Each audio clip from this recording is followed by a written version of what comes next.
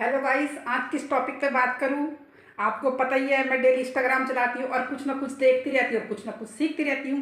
तो आप मुझे ये बताओ, एक चीज़ मैंने आज देखी इंस्टाग्राम पे। देखती रहती हूँ मैं क्या चल रहा है हमारे देश में, संसद में क्या चल रहा है, आसपास क्या चल रहा है और गांव देहात के इलाकों में क्या चल रहा है। मेरा यही काम रहता है रोज़ बैठ के देखने का। तो कहाँ से शुरुआत करूँ मैं? चलो मैं अच्छी जगह से शुरुआत करती हूँ। सबसे पहले मैं अपने उत्तराखंड से शुरुआत करती हूँ। जो हमारा उत्तराखंड है ना, तो वहाँ पे हमारे उत्तराखंड में देवी माताओं की बहुत मान्यता है।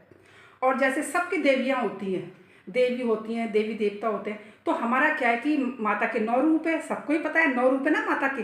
तो माता के 9 रूप है, तो अलग अलग स्टेटों में जैसे माता रानी का वास रहता है, मंदिर रहते हैं।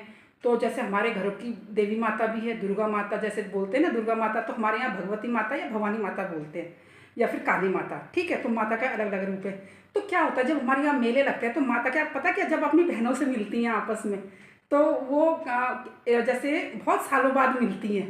तो जब हमारे में न्योज लेके जाते हैं ना, तो सारे गांव में जो जो हमारे में केर चलती है, माता के केर बोलते हैं उसको, 4 न्योज चलती है। तो मतलब वो तिरंगे टाइप की निशानी होती है, रेड कलर के और वाइट रंग की। माता अपना दिशा बदल लेती है और बहनें मिलने जाती हैं एक दूसरे से। तो पूरे गांव में जैसे जो हमारे गांव के लोग होते हैं, वो लेके जाते हैं माता को, और फिर बहुत बड़ी मतलब पूजा होती है माता की। तो इसीलिए हमारे यहाँ ना मान्यता बहुत है।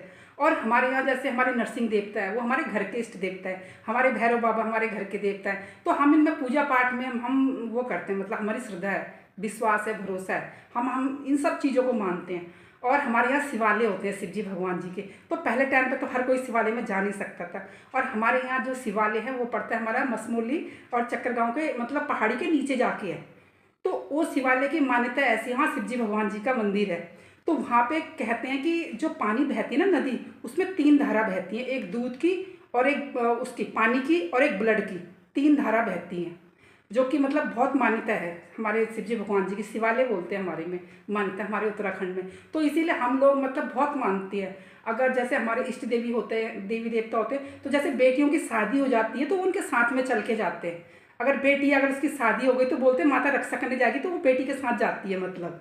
और अगर इष्ट देवी देवता होते हैं तो वो भी बेटी के साथ में जाते हैं कि कोई प्रॉब्लम ना आए, कोई दिक्कत ना आए। तो हमारे में ये मान्यता मतलब पूर्वजों से है।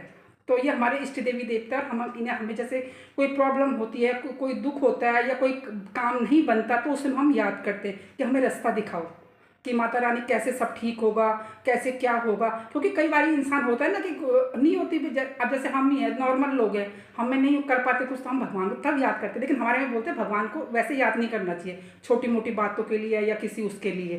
क्योंकि हमारे में बहुत मान्यता है देवी देवताओं की, हम बहुत पूछते हैं और उनकी बहुत रिस्पेक्ट करते हैं। और ये देखो हमारे जो रीति रिवाज हैं तो सबके अपने अपने होते हैं, अपने अपने कल्चर के होते हैं, सबके होते हैं। तो मैं ये इस विषय में आपको बताना चाहती थी।